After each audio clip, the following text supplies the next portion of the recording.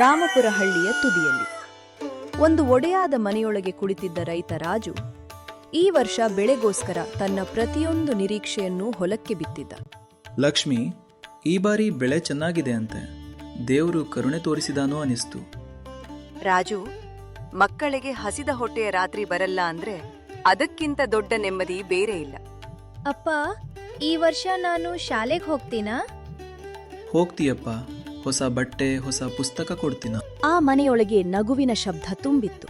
ಆದ್ರೆ ವಿಧಿಯವರ ಮನೆಗೆ ಪರೀಕ್ಷೆ ತರುತ್ತಿತ್ತು. ಆಕಾಶ ಕಪ್ಪಾಗಿ ಗಾಳಿ ಗರ್ಜಿಸಿತು.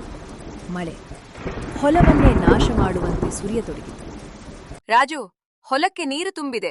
ಅಯ್ಯೋ ದೇವ, ನಮ್ಮ ಬೆಳೆ ತೆಗೆದುಕೊಂಡು ಹೋಗ್ಬೇಡ. ಬೆಳೆ ನೀರಿನಲ್ಲಿ ಮುಳುಗಿ ಸತ್ತು ಹೋಗಿತ್ತು. ರಾಜುವಿನ ಕಣ್ಣು ನೋವಿನಿಂದ ತುಂಬಿತು. ಹೀಗಾದ್ರೆ ಮಕ್ಕಳಿಗೇನ್ ಕೊಡೋದು?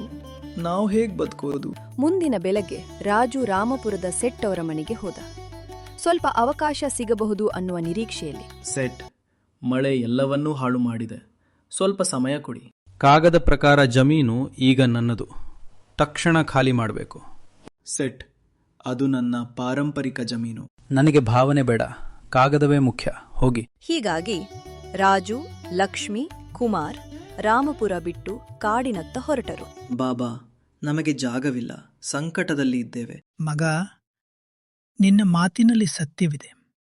ಈ ಗುಡಿಸಲು ಚಿಕ್ಕದು, ಆದರೆ ಇದೇ ಮನೆ ನಿಮಗೆ. ಹೊಸ ಹೋರಾಟ, ಹೊಸ ಜೀವನ. ರಾಜು ಕಟ್ಟಿಗೆ ಕತ್ತರಿಸಿ ರಾಮಪುರ ಮಾರುಕಟ್ಟೆಯಲ್ಲಿ ಮಾರಲು ಪ್ರಾರಂಭಿಸಿದ. ಅಪ್ಪ, ಇವತ್ತು ಪುಸ್ತಕ ಸಿಗತ್ತಾ? ಇವತ್ತಿಲ್ಲಪ್ಪ, ನಾಳೆ ತಂದೆ ತರ್ತೀನ. ಹೆಚ್ಚು ಕಟ್ಟಿಗೆ ಕತ್ತರಿಸಿ ಹೆಚ್ಚು ಹಣ ಗಳಿಸಬೇಕೆಂದು ಒಂದು ದಿನ ರಾಜು ಕಾಡಿನ ಆಳಕ್ಕೆ ಹೋದ. ಮಳೆ ಕತ್ತಲೆ ಮಿಶ್ರವಾಗಿ ಅವನು ದಾರಿ ತಪ್ಪಿಬಿಟ್ಟನ. ಅಯ್ಯೋ ದೇವ, ಯಾವುದೂ ಕಾಣುತ್ತಿಲ್ಲ. ಎಲ್ಲೆಲ್ಲೂ ಕತ್ತಲೆ ತುಂಬಿದೆ. ಗುಹೆಯೊಳಗಿಂದ ಒಂದು ಚಿಕ್ಕ ಬೆಳಕು ಹೊರಬಂದಿತು. ಅದನ್ನು ನೋಡಿ ರಾಜು ದಂಗಾದ. ಒಳಗೆ ನೋಡಿದಾಗ ಅಲ್ಲಿ ಇನ್ನೊಂದು ಪ್ರಪಂಚ. ಎಲ್ಲವೂ ಚಿನ್ನದಂತೆ ಪ್ರಕಾಶಿಸುತ್ತಿತ್ತು. ಯಾರು ನೀನು? ರಾಜನನ್ನು ಭೇಟಿ ಮಾಡಬೇಕು. ಯಾರು ನೀನು? ಮಹಾರಾಜ, ನಾನು ರೈತ. ಮಳೆ ನಮ್ಮನ್ನೇ ನಾಶ ಮಾಡಿದೆ. ಮಕ್ಕಳಿಗಾಗಿ ಹೋರಾಡ್ತಿದ್ದೇನೆ. ನಿನ್ನ ಪ್ರಾಮಾಣಿಕತೆ ನಿನ್ನೊಳಗೆ ಪ್ರಕಾಶಿಸುತ್ತಿದೆ. ನಿನ್ನ ಪರಿಶ್ರಮ ಮತ್ತು ಧರ್ಮ ನಿನಗೆ ತನ್ನ ಪ್ರತಿಫಲವನ್ನು ತರುತ್ತಿವೆ. ರಾಜನು ಬಂಗಾರದ ನಾಣ್ಯಗಳ ಪೆಟ್ಟಿಗೆ ಕೊಟ್ಟನು. ಮಹಾರಾಜ, ನಾನು ದರೋಡೆಗಾರನಲ್ಲ. ಇದು ದಾನವಲ್ಲ, ನಿನ್ನ ಸತ್ಯಕ್ಕೆ ಬಂದ ಗೌರವ. ಸಾಲ ತೀರಿಸಿ ರಾಜು ತನ್ನ ಜಮೀನನ್ನು ವಾಪಸ್ ಪಡೆದುಕೊಂಡ. ಆದರೆ ಇದನ್ನು ಸೆಟ್ ಸಹಿಸಲಿಲ್ಲ. ಇವನಿಗೆ ಇಷ್ಟು ಹಣ ಬಂದ ದಾರಿ ನಾನು ಪತ್ತೆ ಹಚ್ತೀನಿ. ಇವನನ್ನ ಮತ್ತೆ ಹಳೆಯ ಸ್ಥಿತಿಗೆ, ಬಡತನಕ್ಕೆ ತಳ್ಳಬೇಕು.